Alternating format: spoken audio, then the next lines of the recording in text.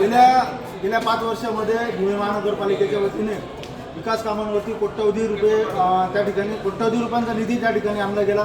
त्याच्यामध्ये प्रामुख्याने नगर उत्थान असेल किंवा राज्य नगर उत्थान असेल तसेच महानगरपालिकेचा विशेष निधीसुद्धा या कामांकरता खर्च करण्यात आला।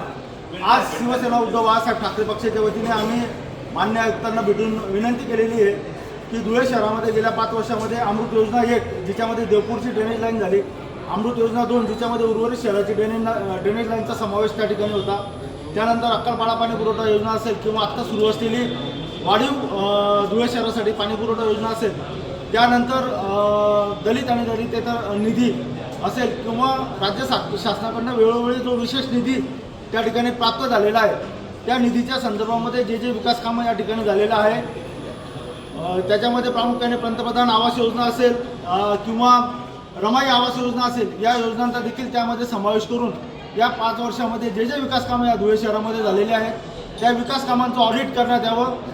कारण की या विकास कामांमध्ये प्रचंड भ्रष्टाचार सत्ताधारी भारतीय जनता पक्षाच्या नगरसेवकांनी त्या ठिकाणी केला। अनेक विकास कामं आज त्या प्रभागांमध्ये दिसतसुद्धा नाही आहे। काही प्रभागांमध्ये प्रचंड विकास कामं करण्यात आले तर काही प्रभागांमध्ये नगण्य विकास कामं करण्यात आले। प्रभागांचा जो अनुशेष त्या ठिकाणी विकासाचा राहून गेलेला आहे तो अत्यंत दरी त्यामध्ये निर्माण झालेली आहे। काही प्रभागामध्ये खूप कामं करण्यात आली, काही प्रभाग जाणूनबुजून दुर्लक्ष करण्यात आलेले आहे। शिवाय काही रस्त्यांवरती रस्ते टाकणे, काही नवीन रस्त्यांवरती पेवर ब्लॉक बसवणे, काही ठिकाणी स्ट्रीट लाईट असताना देखील नवीन पद्धतीचे स्ट्रीट लाईट टाकणे, अशा प्रकारची कामं अवैध कामं आता या निवडणुकीच्या पार्श्वभूमीवरती सध्या सुरू आहेत। आणि दररोज एक नवीन समाजसेवक त्या ठिकाणी निर्माण होतो आहे, इलेक्ट्रिक पोल बसवतो आहे, त्या ठिकाणी वेगवेगळ्या योजना त्या ठिकाणी राबवतोय, पण हा निधी तो कोणत्या हेडखाली आणतोय हे धुळेकरांना समजायला मार्ग नाही। त्यामुळे या संपूर्ण कामांचं विकास कामांचं ऑडिट करण्यात यावं, जे ऑडिट गेल्या 5 वर्षामध्ये या धुळे महानगरपालिकेमध्ये झालेलं नाही अशी आग्रही मागणी या ठिकाणी आम्ही आयुक्तांना केली।